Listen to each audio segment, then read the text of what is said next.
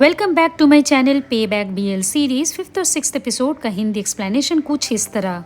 Episode की शुरुआत होती है सनी से, जो अपने स्पॉन्सर्स से कहता है आप दोनों के लिए एक नए लड़के का इंतजाम किया है। हाँ, वो थोड़ा जिद्दी जरूर है, इसीलिए उससे नरमी से पेश बिल्कुल मत आना। मतलब हुआ कि सन को परेशान करने का ये आइडिया सनी का ही था। तब सन को तो गन पॉइंट पे रख कर ये धमकी दी जाती है जैसा वो कह रहे हैं उसे करना होगा। सस्पेंस तो लगातार बना हुआ है कि अब सन क्या करने वाला है। और फिर ट्विस्ट ये है कि अचानक वहाँ का फायर अलार्म बज उठता है। होटल का स्टाफ आकर सबको भागने के लिए कहता है और सन को वहाँ से उठा ले जाता है। अब जब इस अफरा तफरी में सन को दूसरे रास्ते से निकाला जाता है तो वो पूछता है कि सच में यहाँ आग लगी है। स्टाफ तो कहता है शायद फॉल्स अलार्म होगा, लेकिन फिर झुककर जिसे सलाम करता है वो है जय। अब यहाँ पर जय सन को इशारा तो करता है आके कार में बैठो, और साथ में ये भी धमकी देता है अगर नहीं बैठना है तो वो सन को वापस से उन्हीं कमीनों के पास भेज देगा। जाहिर सी बात है यहाँ पर सन के पास कोई ऑप्शन नहीं बचता। वहीं जय इसी मौके का फायदा लेकर कहता है उसने दोबारा से सन की मदद की है तो 50,000 और जुड़ गए, मतलब कि अब टोटल हो गया 350,000। अब ये सुनकर पहले तो सन चौंकता है, फिर बड़बड़ाता है पैसों का भुक्कड़, लेकिन फिर सवाल करता है वो लोग कौन थे। मगर जय तो बात को बदल कर पूछता है क्या उसके दिए स्क्रिप्ट को सन ने पढ़ा। सन कहता है पढ़ा भी, और स्क्रिप्ट उसे थोड़ा वियर्ड भी लगा, जैसे कि कहानी को बनाने के लिए बकवास की चीजें डाली गई हो। जय कहता है कि ये सब स्पॉन्सर्स का किया कराया है, ओरिजिनल स्क्रिप्ट से उनका कुछ आता जाता ही नहीं और ना ही इस फील्ड की उन्हें कोई नॉलेज होती है। बस पैसा लगाते हैं और सोचते हैं जैसा वो चाहेंगे वैसा होगा। और फिर स्टोरी के लीड से गलत रिश्ता रखना ये भी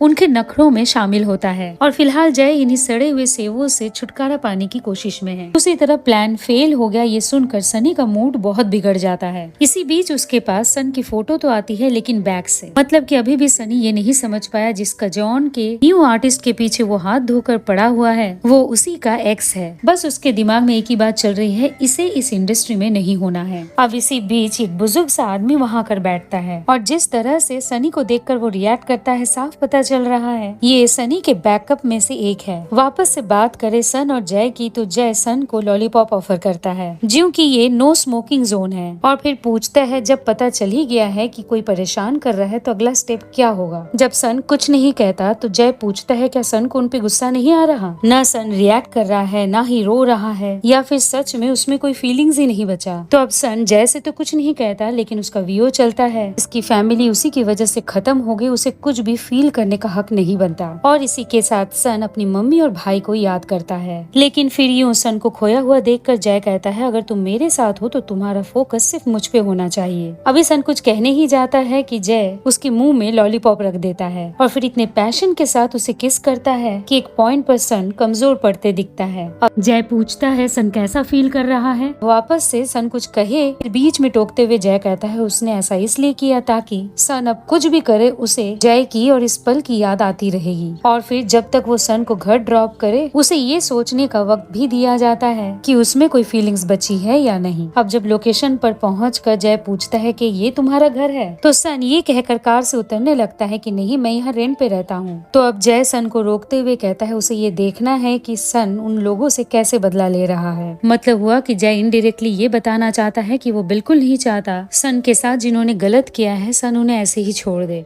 अगले दिन सुबह का सीन, खजौन की मुलाकात अपनी ही एक राइवलरी से हो जाती है और बातों ही बातों में वो खजौन को इस बात का एहसास दिलाने की कोशिश करता है भले ही वो इस कंपनी में काम कर रहा हो लेकिन यहाँ उसकी कोई वैल्यू नहीं है, खासकर तब से जब से बैंक ने उसे अपने मैनेजर के पोस्ट से निकाला है। अब जब खजौन इग्नोर करके जा रहा होता है तो उसे बताया जाता है जिस नए आर्टिस्ट के साथ खजौन काम कर रहा है अगर जल्दी ही उसे नया प्रोजेक्ट नहीं मिला तो शायद कंपनी खजौन को जल्दी ही टाटा बाय बाय कर देगा। कट टू खजौन जिस क्लाइंट से मिलने यहाँ आया है वो तो सन के लुक की बड़ी तारीफ करती है और बोलती है कि उसके प्रोडक्ट के मॉडलिंग के लिए सन बिल्कुल परफेक्ट है, लेकिन बाकी की बातें कॉन्ट्रैक्ट साइनिंग के दिन होगी जब खजौन सन के साथ उसके ऑफिस आएगा। नो डाउट इस मीटिंग के बाद खजौन बहुत ही एक्साइटेड दिखता है। अब दूसरी तरफ सन जिसके हाथ में स्क्रिप्ट तो है मगर उसका पूरा ध्यान लास्ट नाइट के जय के किस करने पर है। जब तक वापस से सन अपना फोकस स्क्रिप्ट पर करे उसके फोन पर जय मैसेज करके पूछता है दुनिया का सबसे टॉलेस्ट बिल्डिंग कौन सा है। अब की बार सन आंसर कर ही रहा होता है कि वहाँ एंटर करता है स्काई और सन से कहता है कि वो एक स्टेज प्ले के लिए ऑडिशन देने जा रहा है और अगर वो पास हो गया तो उसे लीड एक्टर का रोल मिलेगा। लेकिन फिर अचानक कुछ सोचकर जब उसका मूड ऑफ होता है तो सन पूछता है अब क्या हो गया। अभी स्काई कहता ही है कि उसे एक बात की बड़ी टेंशन हो रही है कि वहाँ एंटर करता है खजौन। कहता है कि टेंशन लेने की कोई जरूरत नहीं, इस प्रोजेक्ट में कैमरा इन्वॉल्व ही नहीं है और वो ये सब कंफर्म करने के बाद ही स्काई को वहाँ भेज रहा है। अब ये सुनकर स्काई तो खुश होता ही है, ऊपर से खजौन सन के लिए भी एक गुड न्यूज सुनाता है कि अब सन को उसके जिंदगी का पहला एडवर्टीजमेंट प्रोजेक्ट मिलने वाला है। अब सन को तो यकीन नहीं होता, मगर खजौन कहता है फाकिन ने जो सन के फोटोज खींचे थे उन्हीं को देखकर क्लाइंट ने सन को चूज किया है, बस अब कॉन्ट्रैक्ट साइन करने की देरी है। अब ये सुनकर भी हमेशा की तरह सन बहुत ही ठंडा सा रिएक्ट करता है, लेकिन स्काई अपनी खुशी छिपा नहीं पाता, वो तो बस सन के साथ ही झूमने लग जाता है। अगला सीन एक्टिंग क्लास का, जहाँ पहले तो सन घूर कर टूओ और वेव को लुक देता है, फिर वहाँ आता है टेन और सन को देख कर टॉन करता है।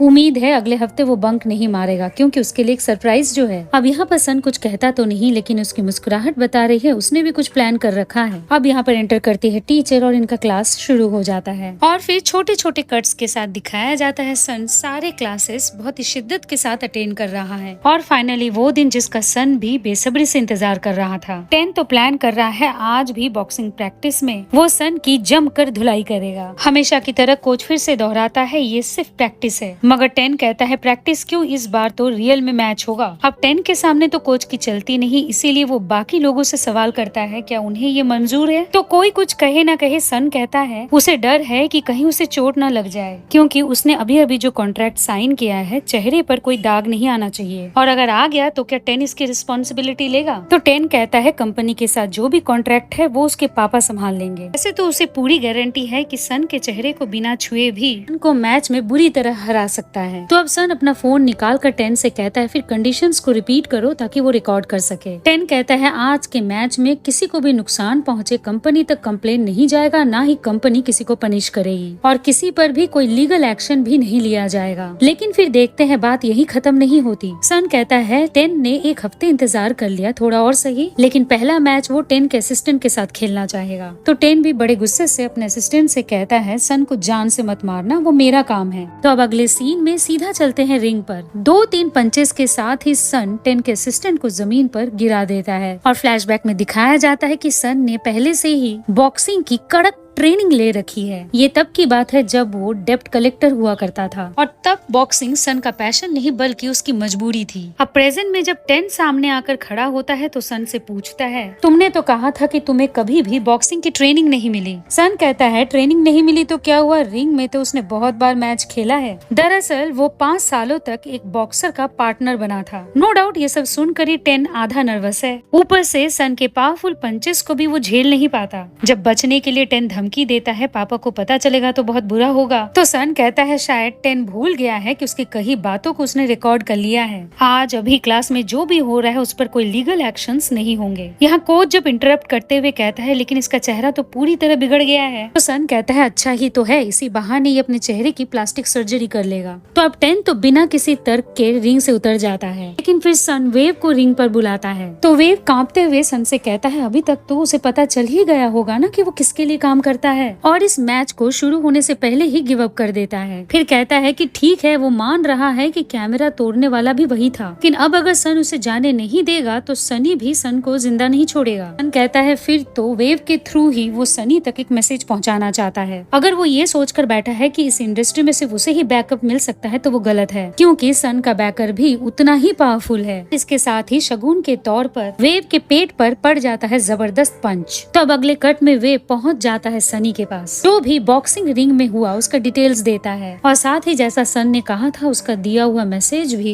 सनी को पास कर देता है। तो अब सनी भी ये सोच में पड़ जाता है कि इस बंदे के पास कौन सा ऐसा पावरफुल बैकर है, और फिर तुरंत किसी को कॉल करके कहता है ये जो ड्रीम्स में नया बंदा ज्वाइन हुआ है जरा पता करके बताओ आखिर वो है कौन। एक छोटा सा कट जहाँ पर खजौन अपनी बेटी को लेने के लिए स्कूल पहुँचा है और अभी अभी बेटी ने जो भी डांस क्लास में सीखा है वो दिखाने भी लग जाती है। मीनवाइल खजौन के पास उसी क्लाइंट का कॉल आता है जिनके साथ सन का एडवर्टीजमेंट कॉन्ट्रैक्ट साइन होने वाला था और वो कुछ ऐसा कहती है जिससे खजौन का चेहरा उतर जाता है और जल्दी सन को भी पता चल जाता है कि उसका आने वाला एडवर्टीजमेंट प्रोजेक्ट कैंसिल हो गया है। मीनवाइल वहाँ कोई ऐसा आकर सन के सामने खड़ा हो जाता है जिसे देखकर सन शॉक्ड है। कट टू ऑडिशन के लिए स्काई तैयार तो है लेकिन फिर भी थोड़ा कूल डाउन होने के लिए मेडिटेट करता है और फिर बुलाने पर ऑडिशन रूम में एंटर करता है। वापस से बात करे सन की तो उसके सामने वेव खड़ा है। कहता है कि उसे अच्छे से पता है अगर सन चाहता तो बॉक्सिंग रिंग में उसकी बड़ी पिटाई कर सकता था, लेकिन सन ने ऐसा नहीं किया। अब सन ने सनी तक जो मैसेज पहुंचाने के लिए कहा था उसने पहुंचा दिया, लेकिन सन ये भी जान ले कि सनी ने सिर्फ उसे ही टारगेट नहीं बनाया है। अब ये सुनते ही सन थोड़ा घबरा जाता है और वहाँ से भागता है। कट टू स्काई का ऑडिशन स्टार्ट हो चुका है। जबरदस्त परफॉर्म कर रहा होता है और जजेस भी बहुत इम्प्रेस दिखते हैं, लेकिन फिर तभी वहाँ दो लोग कैमरा लेकर एंटर करते हैं। पूछने पे बताते हैं को इन्वेस्टर्स यहाँ आ नहीं पाए, इसीलिए ऑडिशंस को रिकॉर्ड करके भेजने के लिए कहा है। अब कैमरा के फिक्स होने के बाद जब स्काई से फिर से रिक्वेस्ट किया जाता है स्टार्टिंग से करो, तो दिखता है कि स्काई सिर्फ नर्वस ही नहीं है बल्कि डायलॉग्स भी भूल रहा है। और हद तो तब हो जाती है जब कैमरे के डर से स्काई को पैनिक अटैक आ जाता है।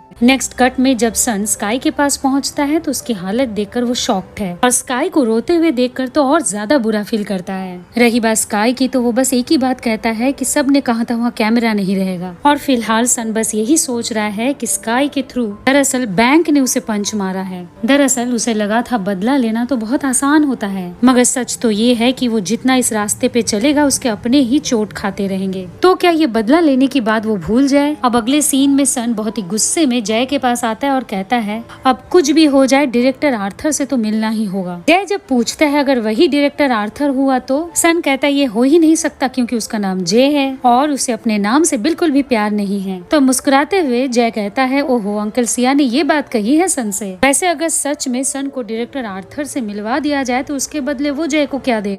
सन जब कहता है उसकी बॉडी तो बहुत ही फ्रस्ट्रेटिंग सा रिएक्शन देते हुए जय कहता है हर किसी को अपना बॉडी ऑफर करते रहते हो लेकिन किस किस के साथ सो रहे हो ये तुम्हें याद नहीं रहता। खैर अब जय एक कार्ड निकालते हुए कहता है कल दिसंबर होटल में ये कार्ड लेकर जाना, वहाँ तुम्हारी मुलाकात डायरेक्टर आर्थर से हो जाएगी। और फिर जब सन कार्ड लेने के लिए हाथ बढ़ाता है तो जय कहता है बिल्कुल नहीं, कार्ड तो तभी मिलेगा जब सन उसे सीड्यूस करेगा। तो अब सन भी थोड़ा बहुत एक्टिंग करता है और मौका मिलते ही कार्ड लेकर चला जाता है। कट टू होटल जाने से पहले जय का अंकल ही सन को रेडी करता है और इसके बाद सन सीधा पहुंच जाता है होटल। एंट्रेंस पर कार्ड की चेकिंग भी होती है। नो डाउट पार्टी तो बहुत बड़ी है। फिर पता चलता है इस पार्टी का होस्ट तो वही बंदा है जो एक सीन में सनी के साथ भी दिखा था। अब यहाँ पर सन ढूंढ तो रहा है डायरेक्टर आर्थर को, लेकिन फिर वहाँ सनी को देखकर नजरें बचाने की भी कोशिश करता है। वही बात करे सनी की तो वो भी सन को देखता तो है मगर काफी दूर से। खैर यहाँ पर सन अपना दिमाग लगाता है और बारटेंडर से कहता है डायरेक्टर आर्थर तक एक शैंपेन की बोतल पहुंचाना है और फिर दूर से ही फॉलो करता है डायरेक्टर आर्थर के लिए ये शैंपेन का बोतल जा कहाँ रहा है। थोड़ी देर पीछा करने के बाद सन स्टाफ को रोक कर कहता है ये तो डायरेक्टर आर्थर के लिए है ना, मैं पहुंचा दूंगा। और फिर शैंपेन की बोतल लेकर पर्ची पे लिखे कमरे नंबर के बाहर जा पहुंचता है। मीनवाइल ये भी दिखाया जाता है सन को फॉलो करते हुए सनी यहाँ पहुँच चुका है। तो अब सनी सीधा सन के पास आता है और पूछता है वो कौन है और यहाँ इस कमरे के बाहर क्या कर रहा है। क्या उसे पता नहीं ये रूम जिसका है वो हर किसी से नहीं मिलता। अब जब सन कोई जवाब नहीं देता तो सनी उसे पीछे पलटने के लिए फोर्स करता है, लेकिन इतने में ही रूम का दरवाजा खुलता है और बाहर आता है जय। तुम आ गए दो कौड़ी, बहुत इंतजार करवाया। ये कहते हुए सनी के सामने ही जय सन को किस करता है और जब कंफर्म हो जाता है कि सनी ने देख लिया है तो जय सन को लेकर कमरे के अंदर चला जाता है। अब जैसे तैसे जब सन अपने आप को छुड़ाता है तो पता चलता है कमरे के अंदर भी वो अकेले नहीं है। तो अब जय पलटकर इन दोनों से कहता है कि अब बाद में मिलते हैं, डायरेक्टर आर्थर को जरूरत पड़ेगी तो आप दोनों से खुद कांटेक्ट करेगा। मगर फिर यहाँ जो अंकल बैठे हुए वो कहते हैं ठीक है वो तो जा रहे हैं पर अपनी रिलेटिव को यहीं छोड़े जा रहा है।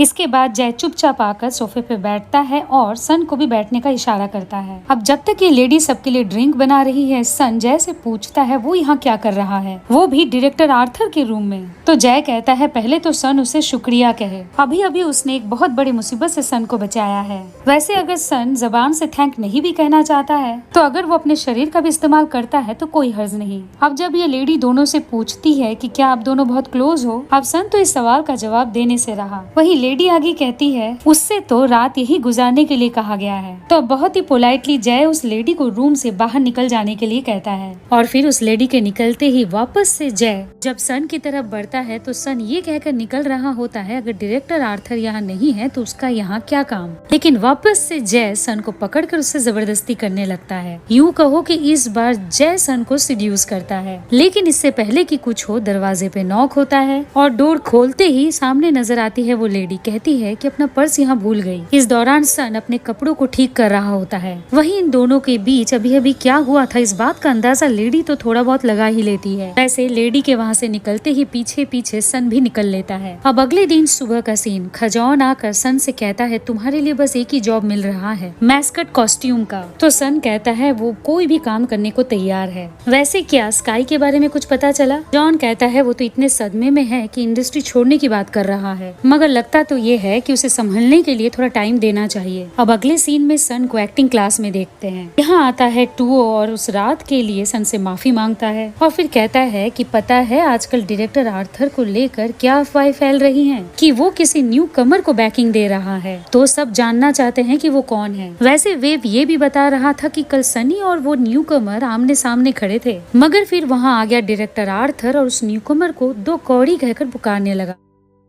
जाहिर सी बात है ये सुनकर सन शॉक भी है और उसे गुस्सा भी आ रहा है। इसके बाद हमें फ्लैशबैक में ले जाया जाता है उस पॉइंट पर जहां अभी अभी सन की मम्मी की डेथ हुई है। इसके बाद जब सन अपने जॉब के लिए पहुंचता है, पहले तो ओनर उसे लेट आने के लिए डांटती है, फिर बहुत ही सीड्यूसिंग तरीके से पूछती है क्या वो हुकअप करने के लिए तैयार है। बहुत ही सीरियस मूड में सन हाँ तो कह देता है, मगर ओनर कहती है अच्छा तुम्हारे साथ तो मजाक करने में भी मजा नहीं आ रहा, उससे अच्छा है जिस काम के लिए आए हो वही करो, इस मैस्कट को पहनो और लोगों में पैम्पलेट्स बांटो। वैसे अब मैस्कट को देखकर तो पहचान ही गए होंगे, ये आइकॉनिक जो बन गया है। अब प्रेजेंट में सन को फिर से एक शेर का मैस्कट पहनते देखते हैं और मन ही मन जय को लेकर वो कुड़कुड़ भी कर रहा है। मुझे उलझाकर बड़ा मजा आया ना तुम्हें। अब यहाँ पर आता है खजौन। पहले तो सन के कॉस्ट्यूम को देखकर मुस्कुराता है, लेकिन फिर एक परफ्यूम एड से मैस्कट एड में आ जाने के लिए सॉरी भी कहता है, मगर सन कहता है काम तो काम होता है, उसे इससे कोई फर्क नहीं पड़ता। लेकिन हाँ एक रिक्वेस्ट करता है, शूटिंग खत्म हो जाने के बाद वो 1 घंटे और इस मैस्कट को अपने पास रखना चाहेगा।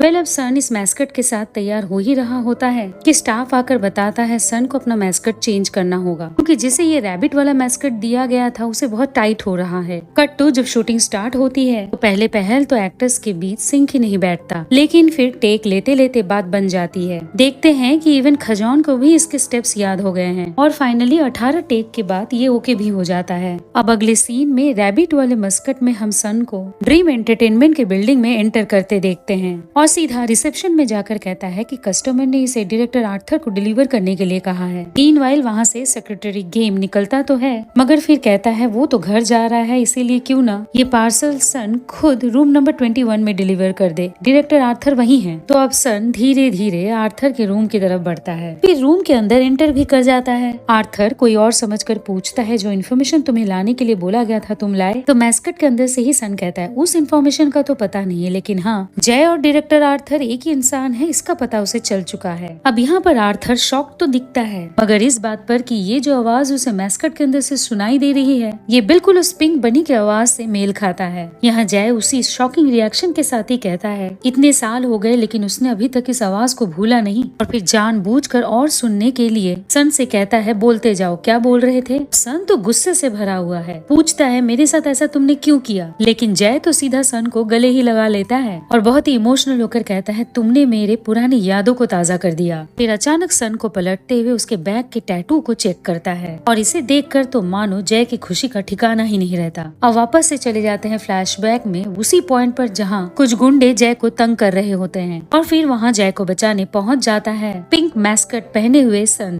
अब सन जिस तरह इन गुंडों की धुलाई करता है जय तो इम्प्रेस हो ही जाता है, लेकिन फिर सन पर इल्जाम लगाता है कि तुम्हारी वजह से मजा मुझे आने वाला था वो पूरी तरह किरकिरा हो गया, तो अब इसकी जिम्मेदारी तुम कैसे लेने वाले हो? बताओ रहोगे तुम पूरी रात मेरे साथ? बस ये है कि टॉप पर मैं रहूंगा। अब इस पॉइंट पर सन है तो जय के साथ, लेकिन उसकी आंखों से आंसू निकल रहे हैं ये जय नोटिस कर लेता है। हाथ में उसके बैग के टैटू को देखकर जय पूछता भी है कि इसका मतलब क्या है, मगर सन है कि कोई जवाब देने से रहा, लेकिन हाँ वो सिसक रहा है इसका आभास जय को जरूर होता है। इवन कहता भी है कि अगर रोना खत्म हो गया हो तो अपना फेस दिखाओ, लेकिन फिर देखते हैं सन तो कुछ अलग ही तरह से रिएक्ट करता है। पहले तो बहुत ही गुस्से में पूछता है कर्मा पे यकीन करते हो। जय के हाँ कहने पर सन कुछ पैसे अपने पॉकेट से निकालता है, जय की तरफ फेंकते हुए ये कहकर चला जाता है, जो मजे तुमने अभी किए हैं उसकी कीमत है ये। जाहिर सी बात है सन का ये रवैया जय के लिए शॉकिंग भी था और फनी भी। तो अब पूरी सीक्वेंस को याद करने के बाद प्रेजेंट में जय सन से कहता है, अगर सन नहीं जान पाया कि जय ही आर्थर है तो इसमें जय की क्या गलती है। तो सन पहले तो बहुत गुस्से से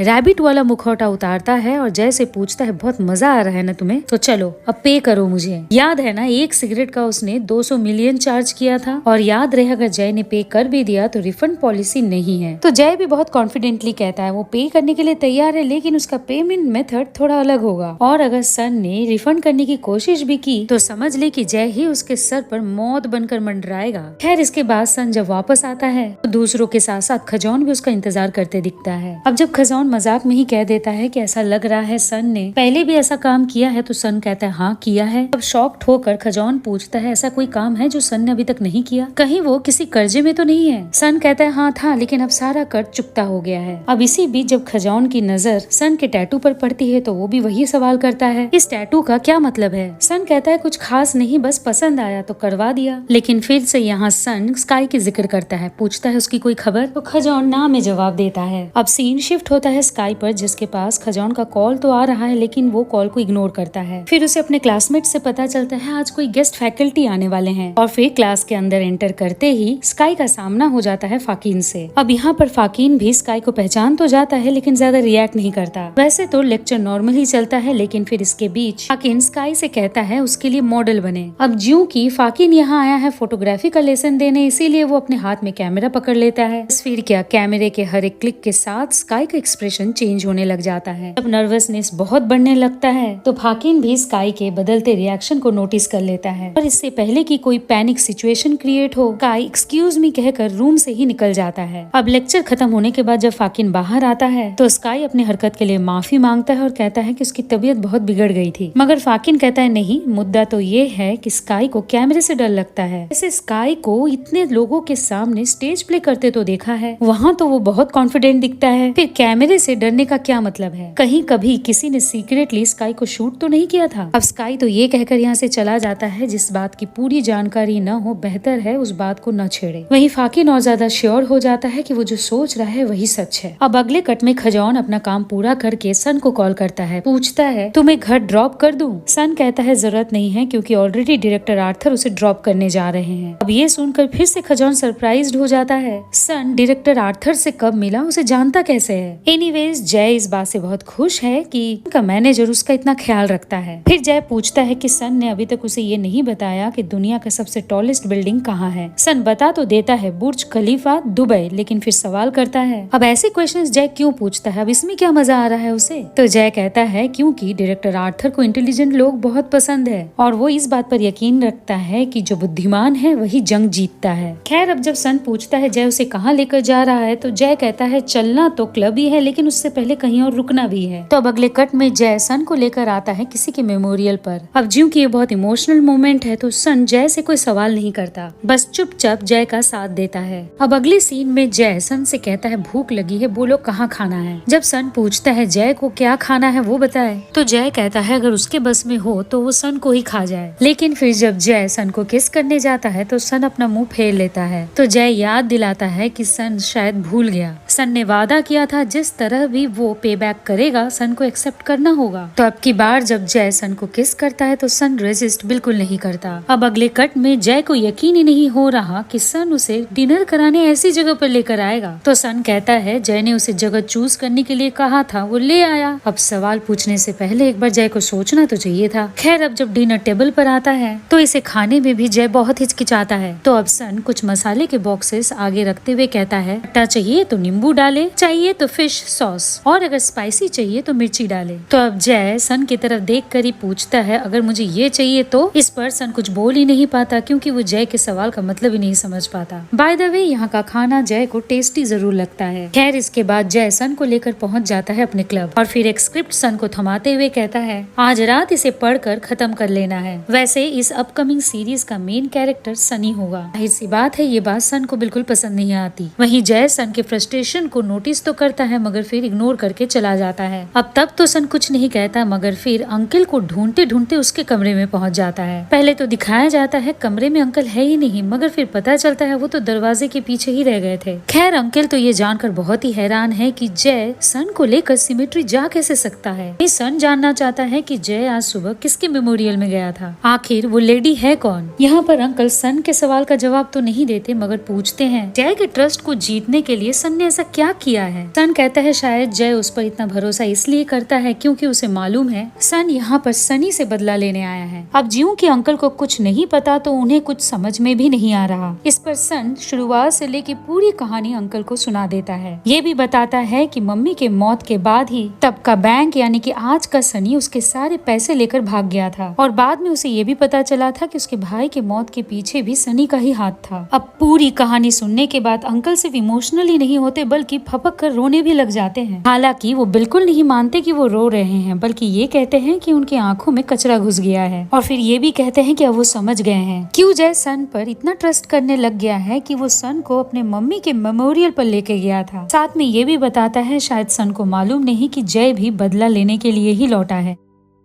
वैसे क्या सन को पता है कि इस ड्रीम एंटरटेनमेंट का असली फाउंडर। तो यहाँ पर एक छोटा सा फ्लैशबैक फिर से, जहाँ पर जय के मम्मी को ड्रीम एंटरटेनमेंट की इनॉग्रेशन में रिबन काटते हुए दिखाया जाता है। अब प्रेजेंट में अंकल सन से कहते हैं कि आज अभी जो भी सन को जय के मम्मी के बारे में वो बताने वाले हैं, खबरदार जो सन ने किसी और को या फिर जय को बताया तो। अब यहाँ पर क्या बातें हुई वो तो नहीं दिखाया जाता, मगर जब सन क्लब के बाहर जा रहा होता है तो एक कार से टकराते टकराते बच जाता है। अब गार्ड तो सीधा निकल कर सन से बदतमीजी ही करने लग जाता है, मगर फिर उसका बॉस ये कहकर क्लब के अंदर चला जाता है कि जाने दो इसे। मुझे उम्मीद है आपको मेरा हिंदी एक्सप्लेनेशन अच्छा लगा होगा। अगले एपिसोड के अपलोड पर आपको मिले नोटिफिकेशन, इसके लिए आप करें मेरे चैनल को सब्सक्राइब और बेल आइकन को क्लिक। जल्द मिलते हैं, तब तक God bless you, take care and bye.